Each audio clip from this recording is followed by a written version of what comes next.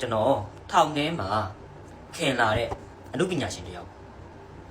သူ့နာမည်ကတော့အများသိကြပါတယ်ကိုရဲတိုက်ပါရဲတိုက်ပေါ့နော်သိပြီးပြီလား channel မှာကြိုဆိုပါရရှင်ဒီဗီဒီယိုလေးကတော့လက်တလောနာမည်ကြီးနေတဲ့အကြောင်းအရာလေးကိုပြသပေးသွားမှာပဲဖြစ်ပါတယ်ရှင်အားလုံးပဲမင်္ဂလာပါကျွန်တော်ကတော့ဆရာလေးညွှန်တွေ့ရပါဒီနေ့ကျွန်တော်ပြောပြခြင်းတဲ့ကိစ္စကဗီဒီယိုပညာမဟုတ်ဘူးကံမရနိုင်လည်းမပတ်သက်နေဘူးကျွန်တော်လူတစ်ယောက်အကြောင်းကိုကျွန်တော်ပြောပြချင်တာဒီလူတစ်ယောက်ကကျွန်တော်ထောင်ထဲမှာခင်လာတဲ့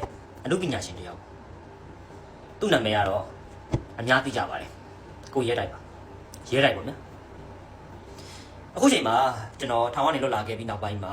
လူငိမ့်တွေအများကြီးပေးတယ်အဲ့လူငိမ့်တွေအများကြီးကြားထဲမှာကိုရဲတိုက်ကမိတိလူငိမ့်မှာမပါလာခဲ့ဘူးပါထောင်ထဲမှာကြာနေခဲ့တဲ့လူမင်းတို့နော်နောက်ပြီးတော့မိထင်ကိုကြီးတို့ပြီးတဲ့ခါကျတော့အိမ်နာကျော်စင်တို့နော်ဒီစသဖြင့်ဟိုအများကြီးပဲဗျာအမှုပညာရှင်တွေမှန်သမျှအကုန်လုံးထောင်ထဲမှာမရှိကြတော့ဘူးဒိဋ္ဌာမိကတော့ကြာထောင်ထဲမှာအမှုပညာရှင်တော်တော်များများမရှိကြတော့ဘူးအကုန်လုံးဒီပါလို့လွတ်လာကြပြီပြောရမယ်ဆိုရင်ကိုရဲတိုက်ကမှတ်မှတ်ရရ2021အာနာသိမ်းပြီးတော့ကြံပတ်ဝန်းကျင်မှာဖမ်းခံရတာဖြစ်မယ်ဖမ်းခံတဲ့အခါကျတော့သူ့ကိုစဆွေရကစနာကြတဲ့ကိစ္စတွေမှာပါဝင်ပတ်သက်မှုတကြောင်မလို့905နဲ့ဆွဲတယ်နောက်ပြီးတဲ့အခါမှာကျတော့ကဲဒီနေရာမှာအများစုကလေဘာဖြစ်လဲဆိုတော့ကိုရဲတိုက်ကိုစေးမှုနဲ့ကြာတာနိုင်ငံရေးမှုမဟုတ်ဘူးနိုင်ငံရေးနဲ့ပတ်သက်ပြီးဘာမှလောက်တာမဟုတ်ဘူးဆိုပြီးတော့တော်တော်များပြောနေကြတယ်အားနဲ့ပတ်သက်လာတယ်ကျွန်တော်အမြဲတမ်းပဲအဲ့လူတွေကအမြဲတမ်းပြောတယ်ကိုရဲတိုက်ကနိုင်ငံရေးနဲ့ပတ်သက်လာတဲ့အခါမှာကြာရင်သူလောက်ရှာတွေလောက်တယ်ပါဝင်တယ်ကိုကြီးတယ်ကိုနေ့ကပဲပေါ့နော်ကျွန်တော်ရဲ့မိတ်ဆွေပေါင်းသိခဲ့ရပါတော့အားနဲ့ရဲတိုင်းမိုးလို့လည်းအဲ့လိုလောက်တာတယ်သူထောင်ထဲကလွတ်တာတော့မစေးဘူးနဲ့ထောင်ထဲကနေလွတ်လာတာတော့မကြာသေးဘူးနော်ထောင်ထဲကလွတ်လာတော့မကြာသေးဘူးကွယ်သူမိုးလို့မြည်စေးမနေဘဲနဲ့ဆန္ဒပြတဲ့ကိစ္စရက်တွေမှာဝင်ပါလာတဲ့အဆောက်စီးရှိတာဘာဖြစ်တယ်ငါဖြစ်တယ်ဆိုပြီးပြောတဲ့အခါကျတော့ကျွန်တော်ပြလိုက်တယ်အဲ့ဒီအချိန်တုန်းကလို့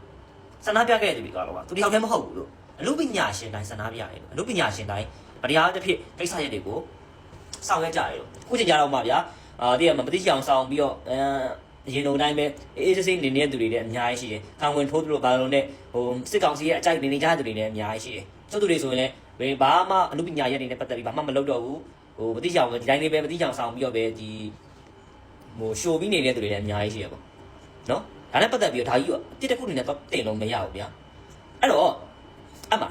ဘာဖြစ်လဲဆိုတော့ဆိုင်ကယ်မောင်းတာတဲ့ဆိုင်ကယ်မောင်းနေနဲ့ဖမ်းမိသွားတာအဲ့တော့ဖမ်းမိသွားတဲ့အခါမှာစစ်ဆေးတာတွေလုပ်တယ်ပေါ့လုပ်တဲ့အခါမှာဘယ်လိုဖြစ်လဲဆိုတော့အဲ့ဒီကိုရတာရဲ့ဆိုင်ကယ်ရှိတယ်ဆိုင်ကယ်ထူပေါက်ရှိတယ်ဒီမှာရှိတယ်ထူပေါက်ရှိတယ်အဲ့ထူပေါက်ထဲမှာဘယ်နဲ့ခုနေတွေကရှိနေတဲ့ဟာလဲရောက်နေတဲ့ဟာလဲမသိတဲ့ WY စေးလုံးပေါ့နော်အဲ့စေးလုံးက3လုံးကြော်5လုံးဝန်းကျင်လောက်ရှိမယ်ဟိုပြောရမယ်ဆိုရင်အဲ့ဒါကိုတွေ့တယ်အဲ့ဒါကိုတက်သိခံပစ္စည်းတစ်ခုအနေနဲ့သိမ်းပြီးတော့သူ့ကို905ကောစေးမှုနဲ့ပေါ့နှစ်ခုနဲ့ဆွဲချက်တင်တာသူကိုယ်တိုင်အဆဗျာအဲ့တူပေါက်ထဲမှာအဲ့လို WY ရှိနေတယ်ဆိုတာကိုလည်းသူကိုယ်တိုင်အဆမသိနေဘူးတိတ်ထောင်မထားမိဘူးဒီဟာဒီဘယ်နဲ့ခုနေတွေကရှိနေမှန်းလဲဆိုတော့သူမသိဘူ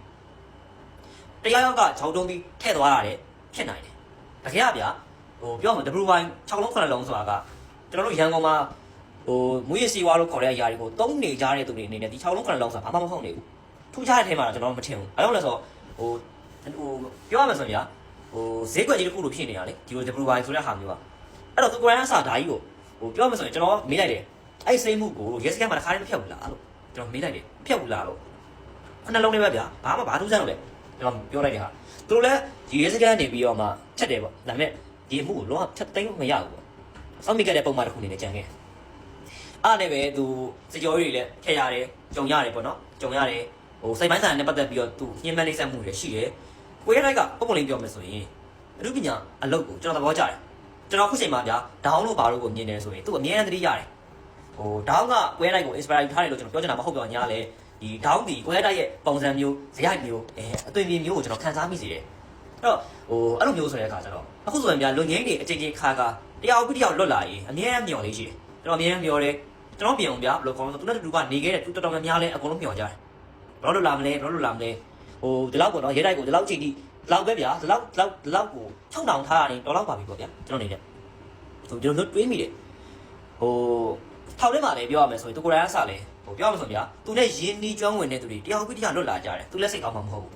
စိတ်ထဲမှာလည်းတော်တော်ကိုခံစားရ ခံစားချက်တစ်ခုခုရှိလိမ့်မယ်စိတ်ထဲမှာအရန်ကြီးလက်ပင်ပန်းနေလိမ့်မယ်ဟိုစိတ်ရလဲစိတ်အားလဲငယ်နေလိမ့်မယ်ဗျပြောမယ်ဆိုရင်အဲ့ထဲမှာလည်းပါတယ်ပေါ့ပါတဲ့ခါမျိုးကြတော့ဟိုအဲ့တော့တော့ရရှိရပါလေဆိုတော့ပထမတစ်ချိန်ငါနဲ့ပတ်သက်ပြီးလွန်ငင်းရှိတဲ့အခါမှာသူ့မှာစေးမှုရှိနေတဲ့အတွက်ကြောင့်မလို့ဆိုပြီးတော့လွန်ငင်းတော့ငါလွန်ငင်းတော့ပြီးသွားတယ်စေးမှုပေါ့နော်စေးမှုကသူ့ချတာနည်းနည်းလေ9နှစ်ကျော်လာပြီ9နှစ်အဲ့တော့ဟိုအရှိမတော့ကလည်းဟိုစေးမှုအကြိုက်နဲ့ပတ်သက်ပြီးတော့ကျွန်တော်တို့လွန်ငင်းပေးသေးတယ်တော့ဘို့လို့ခေါ်တဲ့ဟာဘယ်နှစ်ရှိဘယ်ထက်ကဘယ်နှစ်နှုတ်ပေးတယ်ဆိုတဲ့ဟာနဲ့ရှိတယ်အဲ့တော့အဲ့ဒါနဲ့ပတ်သက်ပြီးတော့သူစေးမှုနဲ့ပတ်သက်ပြီးတော့ကြာသွားပြီးတော့ဟိုဒီအမှုလေပြီးလောက်မယ်ဆိုတဲ့အချိန်မှာတရားရုံးကနေပြီးတော့ငါဘာပြန်ဆွဲလဲဆိုတော့အရင်တုန်းက तू ကစေးမှုနဲ့ထွက်လာတယ်အဲ့ဒါကိုခံဝင်နဲ့လက်မှတ်ရေးထိုးပြီးတော့ထွက်လာတာမဟုတ်လို့အဲ့ဒါမှပါလဲဆိုတော့နောက်တစ်ချိန်ဒီလိုအပြစ်မျိုးကိုပြန်လည်ပြုမိတည်ရှိတော့ဟိုဘယ်လိုခေါ်လဲဆိုတော့ထပ်ပြီးတော့အရင်ကြံရှိနေတဲ့ပြစ်ဒဏ်တွေအကုန်လုံးထပ်ခံစားပါဥပမာဗျာပထမစနေကြတယ်စနေကြပြီးတော့ तू က9နှစ်လောက်နေလာပြီးတော့လူကြီးနဲ့ထွက်လာပြီးတော့ခါနဲ့9နှစ်ကျန်တယ်အဲ့9နှစ်ကိုနောက်တစ်ချိန်ဒီအမှုမျိုးပြန်လုပ်ရင်ထပ်ထည့်ပြီးတော့ပြစ်ဒဏ်တစ်ခုအနေနဲ့ပြန်ချမယ်ဆိုပြီးတော့အဲ့လိုမျိုးပြောတာဒါပေမဲ့ခတ်တာထောင်ထဲမှာတော့လည်းမေးခဲ့ဘူးလေကိုရဲတာအဲ့တော့ကဘယ်လိုလွတ်လာလဲဆိုတော့ तू ကလွန်ငင်းနဲ့လွတ်လာတာမဟုတ်ဘူးလွန်ငင်းနဲ့လွတ်လာတာမဟုတ်ဘဲနဲ့သူ့ရဲ့ရက်ပြည့်ပြီးတော့ရက်ပြည့်ပြီးလွတ်လာတာဗျထောင်ထဲမှာဗျနေရတဲ့ရက်တွေရှိတယ်ဥပမာထောင်ထဲမှာ10နှစ်ကြာလို့ဆိုပြီးလူတယောက်က10နှစ်နေရတာမဟုတ်ထောင်ထဲမှာ short ရက်တွေရှိတယ်ပိတ်ရက်တွေရှိတယ်ခံစားခွင့်အထူးခံစားခွင့် short ရက်တွေအများကြီးရှိတယ်အဲ့ဒါတွေအကုန်လုံးနဲ့မှ तू ရက်ပြည့်ပြီးတော့လွတ်လာတာလက်မတွေပါထိုးပြီးလွတ်လာတာမဟုတ်ဘူးဒါပေမဲ့တရားရုံးကလည်းသူ့ကိုအဲ့ဒါနဲ့ပတ်သက်ပြီးတော့လုံးဝဟိုတရားဥပဒေဆိုတာလည်းသိရနိုင်မယ်ပေါ့နော်အဲ့တော့သိကျင်တာကရဲတိုက်ကိုဘာလို့ထောင်ထဲမှာအဲ့လောက်ကြီးတောင်မှထည့်ပြီးတော့အဲ့လောက်ကြီးတောင်မှနှိပ်စက်ထားလာတယ်စိတ်ပိုင်းဆိုင်နဲ့ပတ်သက်ပြီးနှိပ်စက်ထားလာတယ်ရဲတိုက်ကဘယ်လောက်တောင်မှအဲ့လောက်ကြီးဗျာနိုင်ငံရေးကိစ္စတွေနဲ့ပတ်သက်ပြီးအကြီးကျယ်ကြီးထားပါတော့ဘယ်လောက်တောင်လုပ်ခဲ့ဘူးလို့သူ့ကိုဘလို့အညှိုးတင်းနေမှာအဲ့လောက်ကြီးတောင်မှထောင်ထဲမှာညှင်းဆဲထားတာလေပြောရမယ်ဆိုသူ့မှာနောက်ခံ background မရှိလို့လားဒီလိုမေးစရာရှိရတယ် background မရှိလို့လားပြောဆိုများဟိုသူနည်းသူခံနဲ့ဟိုဘောမမခဲ့လို့လားဆိုပြီးမေးစရာရှိလာတယ်အဲ့တော့ကြောင့်မလို့လွတ်လာတဲ့သူတွေကိုဘောမလို့လွတ်လာခဲ့လို့ကျွန်တော်ပြောချင်တာမဟုတ်ဘူးအရာလုံးမှာသူခံစားခွင့်နဲ့သူရှိကြလိမ့်မယ်မှန်တယ်စင်မှုတွေလွတ်တော့လဲသူမပါဘူးနိုင်ငံရေးတွေမှုတော့လဲလွတ်တော့လဲသူမပါဘူးဟိုမှုလွတ်တော့လဲသူမပါဘူးဒီမှုလွတ်တော့လဲသူမပါဘူးခုဆိုများထောင်ထဲမှာခုဆိုများနေရှိတော့မယ်2021နေရာဆိုင်9နှစ်ဝင်ချိန်ကြောင်ရှိနေပြီခုချိန်တိုင်အောင်သူမလွတ်လာသေးဘူးအဲ့ဒီစင်မှုဆိုတဲ့ဟာကြီးကိုခံနေတယ်လူတော်တော်များဗျာရဲတိုက်ကြီးစင်မှုစိတ်ကြောင်နေရလို့ပြောလိုက်ကျောက်စိတ်ထဲမှာအရန်စိတ်ဆိုးတယ်အဲ့တော့ကျွန်တော်ကသူနဲ့အတူတူကတစ်ခါနဲ့နေလာခဲ့တာဆိုတော့အရန်တော်ပါတယ်စာလဲရမ်းဖတ်တယ်ဟိုပြောလို့စာရမ်းဖတ်တယ်ဗျာထောင်ထဲမှာဆိုရင်တို့အဲ့ဒီဝါဒနာအမှုပညာဝါဒနာရှင်တွေရှိကြတယ်အဲ့ကလေးတွေအကုန်လုံးသူအဲ့လိုသင်ပေးတာအမှုပညာတရုပ်ဆောင်နည်းတွေသူ့ရဲ့မျက်နှာထားပြောင်းနေမျက်နှာထားအမျိုးစုံငိုလားစပြီးတော့ရီတာအစုံကြောက်စရာကောင်းတာအစုံကိုနီးမျိုးစုံတော့မျက်နှာအတွင်း first impression တွေအကုန်လုံးကိုသူလုပ်ပြတာတော့ထိုင်ကြည့်နေတယ်တကယ်တော်တယ်တရုပ်ဆောင်ကစားတကယ်တော်